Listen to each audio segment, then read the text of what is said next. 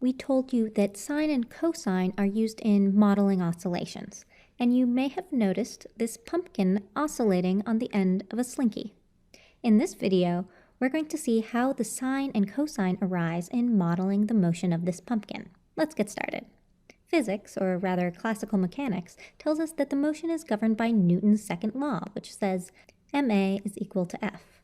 That is the mass of the pumpkin, we're going to assume the slinky is essentially massless, times the acceleration at any time t, is equal to the restoring forces that are acting on the pumpkin at that time. The next step is that I'm going to choose a frame of reference for this problem. So I'm going to let y be the position along this vertical axis, and I want to choose where the 0 lies on this axis. To do this, I'll use a quick experiment. There is a position where if I let the pumpkin go with 0 velocity, it doesn't really move at all. This means that the sum of the forces must be 0. I'm going to go ahead and let this horizontal position be the 0 on my y-axis.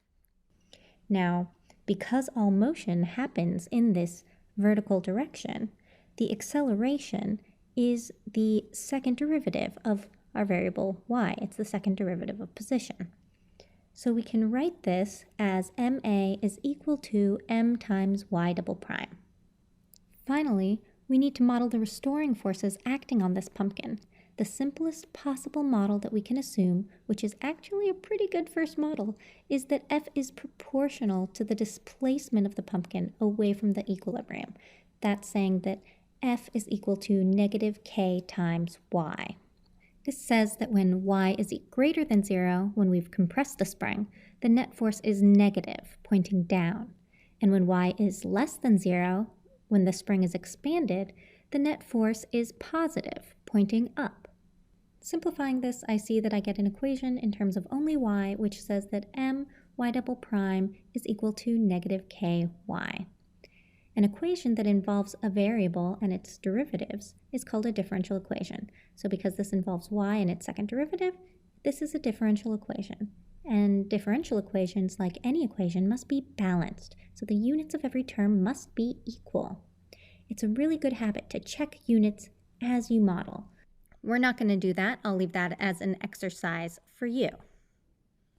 To simplify this differential equation, I'm going to divide through by m. Now this equation looks very similar to the second derivatives of sine and cosine. Remember that if f of t is equal to sine t, then f double prime is equal to negative f. And similarly, if g of t is equal to cosine t, then g prime prime is equal to negative g. The only difference between these equations and what we have found is this constant term.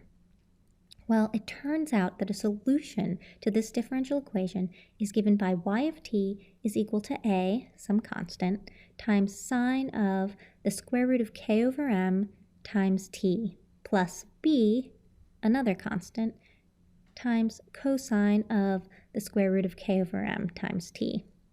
To see that this is a solution, all we need to do is differentiate it twice and see that the second derivative satisfies the relationship with this equation by plugging it into our differential equation. Of course, we do have a tiny little problem. Even though the square root of k over m is a constant, at this point you don't have the tools to actually differentiate this function. But fortunately, this marks the end of the first unit about what the derivative is, and in the next unit, we're going to develop a toolbox for differentiating any kind of function that you could ever encounter, including this one. So, good luck on the homework, and we look forward to seeing you in the next unit.